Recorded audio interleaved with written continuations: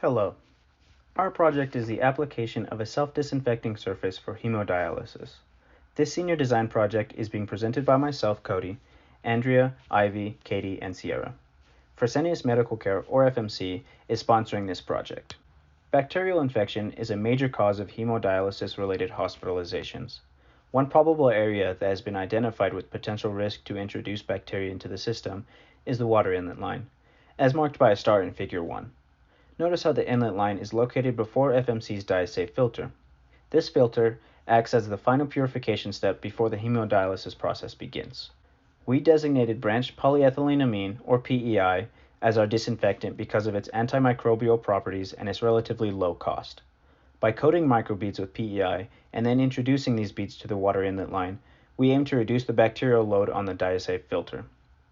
The steps we are taking to achieve this are optimizing the disinfecting performance of the coated microbeads, investigating the potential of PEI leaching, analyzing the economic feasibility of this project, investigating any negative effects in the system's performance, and investigating the biocompatibility of the microbeads. Our first goal was to test and optimize the disinfecting performance of PEI-coated microbeads.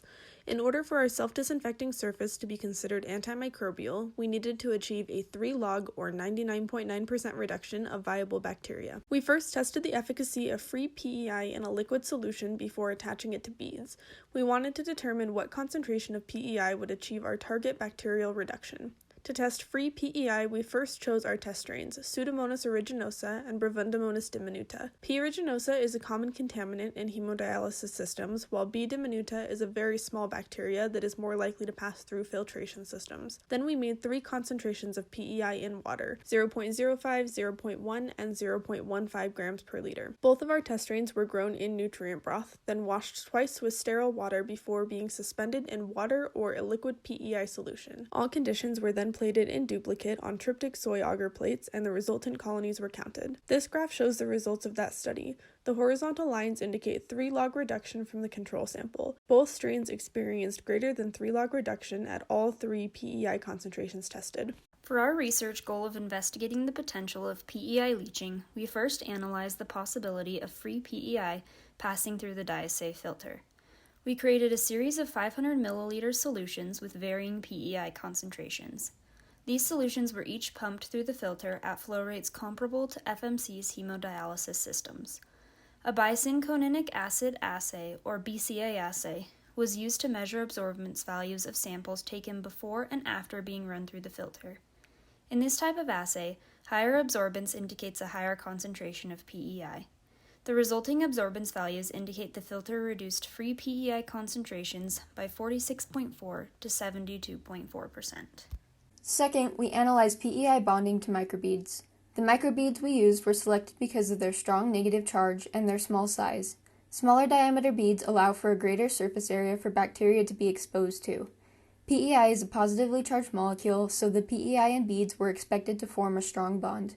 Dynabeads were purchased commercially and characterized.